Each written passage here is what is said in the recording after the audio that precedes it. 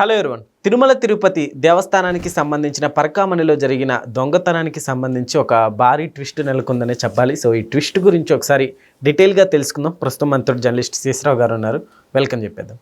Hello sir.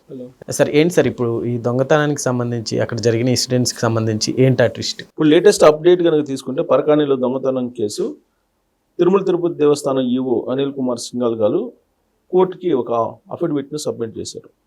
ఏంటి affidavit అని అంటే, గతంలో పరకాణిలో దొంగతనం జరిగింది, ఆ దొంగతనానికి సంబంధించినటువంటి వివరాలను తెలియజేస్తూ లోక్ అదాలత్లో ఎలా ఆ కేసుని రాజీ చేసుకున్నారు అనే దాని మీద అందుబాటులో ఉన్నటువంటి సమాచారం మేరకు ఒక అఫిడవిట్ని ప్రాథమికంగా దాఖలు చేశారు ఈవో. మళ్ళీ 1 వీక్లో తిరుమల తిరుపతి దేవస్థానం బోర్డు సమావేశం జరుగుతుంది. ఆ బోర్డు సమావేశంలో దీని మీద చర్చించిన తర్వాత ఫుల్ బడ్జెట్గా మరొక అఫిడవిట్ దాఖలు చేస్తాము అని చెప్పి ఆయన దాంట్లో మెన్షన్ చేసినట్టు వాళ్ళు వచ్చినటువంటి న్యూస్. అసలు ఏంటి అని అంటే, రవికుమార్ అనే అతను పెదజీఎం గారు అపాయింట్ చేశారు.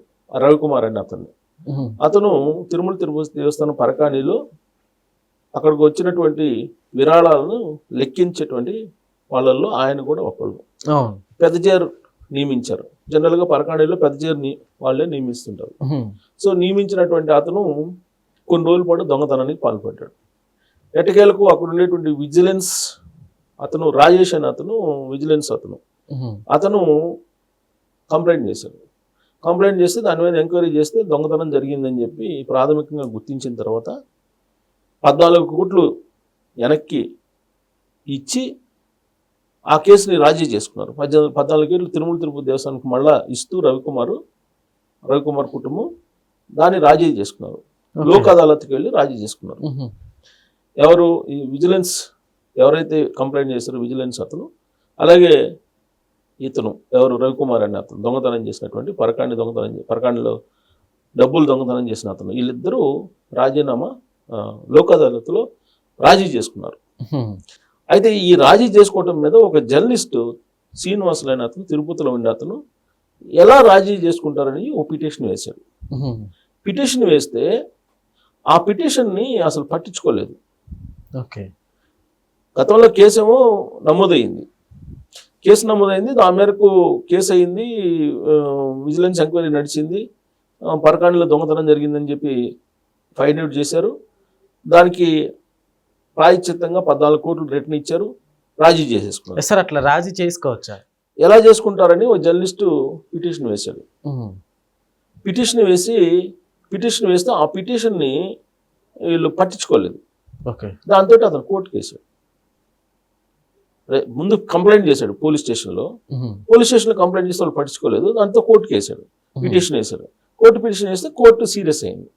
కోర్టు సీరియస్ అయ్యి, మీరు ఎందుకు ఈ కేసుని టేకప్ చేయలేదు, అసలు పరకాణిలో దొంగతనం జరిగింది కదా, దొంగతనం జరిగినప్పుడు ఫుటేజ్ ఎక్కడ ఉంది, సీసీ కెమెరా ఫుటేజీ, అసలు ఆ రోజు ఏం జరిగింది, లోక్ అదాలత్లో ఎలాంటి కండిషన్స్ తోటి మీరు రాజీ కుదిర్చారు, ఇవన్నీ నాకు కావాలని చెప్పి కోర్టు అడగడంతో పాటు పోలీస్ శాఖను మూసేయండి అని చెప్పి కూడా సీరియస్ కామెంట్ చేసింది ఈ కేసులోనే. అంటే సిఐడి వాళ్ళు ఆంధ్రప్రదేశ్ పోలీసులు ఆ కేసుకు సంబంధించి విచారణ చేయమంటే చెయ్యలేదు. దాంతో పోలీస్ శాఖను మూసేయండి అని చెప్పి సీరియస్ కామెంట్ చేసింది కోర్టు.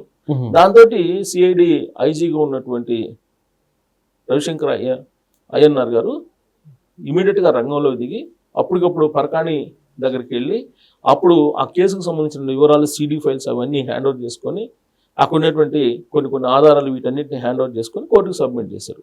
కోర్టుకు సబ్మిట్ చేస్తే కోర్టు పరిశీలించి ఈవోని ఒక రిపోర్ట్ అఫిడవిట్ ఇవ్వండి.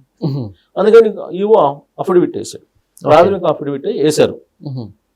అయితే దీంట్లో ఇప్పుడు తేలాల్సింది ఏంది, లోక్ అదాలత్లో ఎలాంటి కండిషన్స్ తోటి మీరు రాజీ చేశారు, అసలు దొంగతనం ఎంత జరిగింది, 14 కోట్లు వెనక్కి ఇస్తేనే మీరు రాజీ చేశారు, మిగతా ఇంకా చాలా ఉంది, దాన్ని ఆ పరకాణిలో దొంగతనం చేసినటువంటి డబ్బుతోటి మీరు ఆ ఎన్ని ఆస్తులు కొన్నారనేది ఫైండ్ అవుట్ చేశారా లేదా, దీని మీద ఎంక్వైరీ నడిచి పూర్తి స్థాయిలో దాని మీద విచారణ జరగాలి.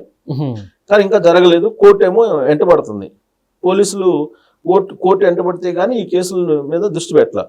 విచిత్రం ఏంటంటే ఇప్పుడు అఫిడవిట్ ఈఓ ఇచ్చినటువంటి అఫిడవిట్లో ఒక పెద్ద ట్విస్ట్ ఏంటంటే లోక్ అదాలత్లో రాజీ చేసుకునే టైంకి ఈ రవికుమార్ అనే అతను లేడు. ఆ విజిలెన్స్ అతను కంప్లైంట్ చేసిన అతను ఉన్నాడు కదా ఎంప్లాయీ, ఆ విజిలెన్స్ కంప్లైంట్ చేసినటువంటి ఎంప్లాయీ రిటైర్ అయ్యాడు. ఓకే. సో అవుట్ సోర్సింగ్, అతను అవుట్ సోర్సింగ్, ఇతనేమో పెద్దజీఆర్ నియమించినటువంటి ఉద్యోగి. సో ఆయనేమో అవుట్ సోర్సింగ్ కూడా టైం అయిపోయి వెళ్ళిపోయాడు. సో కాబట్టి వాళ్ళిద్దరూ కూడా తిరుమల తిరుపతి దేవస్థానానికి సంబంధించినటువంటి ఎంప్లాయీస్గా లేరు. ఓకే. ఏది లోక్ అదాలత్లో రాజీ చేసుకునేటువంటి నాటికి వీళ్ళు టీటీడీ ఎంప్లాయీసే కాదు. మరి ఇది ఎలా చెల్లుతుంది? ఇది పెద్ద పెద్ద ట్విస్ట్ ఈ కేసులో. ఇతను కంప్లైంట్ చేశాడు ఇతని మీద, రవికుమార్ మీద, దొంగతనం చేసింది రవికుమారు. అతని మీద కంప్లైంట్ చేసినటువంటి రాజేష్ అతని పేరు సంథింగ్ ఏదో ఉంది, అతను విజిలెన్స్ అధికారిగా ఉంటూ అతను కంప్లైంట్ చేశాడు. కంప్లైంట్ చేసిన అతను ఏమో రిటైర్ అయ్యారు. రిటైర్ మీన్స్ అదే అవుట్ సోర్సింగ్ నుంచి తప్పుకున్నాడు, అవుట్ సోర్సింగ్ నుంచి నియామకం అయ్యాడు అంటున్నారు. ఏది ఇతను రవికుమార్. ఆ విజిలెన్స్ అతనేమో రిటైర్ అయ్యారు, విధుల్లో లేడు. సో విధుల్లో లేనటువంటి విజిలెన్స్ అధికారి, అలాగే అవుట్ సోర్సింగ్ లో పెద్దజీఆర్ నుంచి అపాయింట్ అయినటువంటి రవికుమార్, ఇద్దరు కూడా విధుల్లో లేనటువంటి సమయంలో వీళ్ళు లోక్ అదాలత్లో వీళ్ళు రాజీ చేసుకున్నారు. ఓకే. మరి తిరుమల తిరుపతి దేవస్థానం మరి ఎలా ఒప్పుకుంది ఈ రాజీని?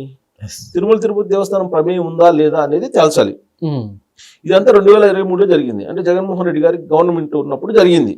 ఆ రోజున భూమన్ కరుణాకర్ రెడ్డి లేకపోతే వైవి సుబ్బారెడ్డి వీళ్ళు చైర్మన్ గా ఉన్నారు, చైర్మన్ గా. ఓకే. సో కాబట్టి ఇదంతా కూడా గత ప్రభుత్వం తాలూకు వ్యవహారం. దీని మీద అసలు ఆల్రెడీ రవికుమార్ దగ్గర కొన్ని భూములు రాయించుకొని 14 కోట్ల రూపాయలు విరాళంగా తిరుమల తిరుపతి దేవస్థానానికి ఇచ్చి రాజీ చేశారు అనేది కూడా ఒక ఆరోపణ ఉంది వైఎస్ఆర్ కాంగ్రెస్ పార్టీ మీద. అసలు ఇప్పుడు అది బయట రావాలి. లోక్ అదాలత్లో రాజీ చేశారు కదా, రాజీ చేయాలని అంటే రాజీకి ఎవరు ఒప్పుకోవాలి? తిరుమల తిరుపతి దేవస్థానం బోర్డు ఒప్పుకోవాలి. బోర్డు ఒప్పుకుందా లేదా అనేది తేలాలి. ఇప్పుడు అది తేలా ఇంకా. కాకపోతే ఇతను రిటైర్ అయి ఉన్నాడు, అతనేమో అవుట్ సోర్సింగ్ నుంచి తప్పుకున్నప్పుడు విధుల్లో లేనప్పుడు లేదా ఉద్యోగులుగా లేనప్పుడు, తిరుమల తిరుపతి దేవస్థానానికి ఉద్యోగులుగా లేనప్పుడు వీళ్ళు రాజీ కుదుర్చుకున్నారు అనేది వస్తుంది. బట్ అది రాజీ కుదుర్చడానికి తిరుమల తిరుపతి దేవస్థానం బోర్డు యొక్క ప్రమేయం ఉండాలి, వాళ్ళ అనుమతి ఉండాలి. అనుమతి ఉందా లేదా అనేది ఇప్పుడు తేల్చాలి. దాని మీద ఇంకా మళ్ళీ నేను అఫిడవిట్ దాఖలు చేస్తామని చెప్పి ఈఓ కోర్టుకు తెలియజేయడం జరిగింది. ఇది పెద్ద ట్విస్ట్. విధుల్లో లేనప్పుడు, అసలు తిరుమల తిరుపతి దేవస్థానం ఉద్యోగులుగా లేనప్పుడు వీళ్ళలో రాజీ చేసుకోవడం అనేది ఒకటైతే, అసలు బోర్డు అనుమతి లేకుండా లోక్ అదాలత్లో ఏ విధంగా రాజీ కుదురుతుంది? ఇది తిరుమల తిరుపతి దేవస్థానానికి సంబంధించిన కేసు కదా. బోర్డు అనుమతి లేకుండా ఎలా ఇది జరిగింది అనేది బయట రావాలి. ఒక ట్విస్ట్ అయితే వీడింది, ఇంకొక ట్విస్ట్ వీడాలి. Okay. Okay sir, thank you.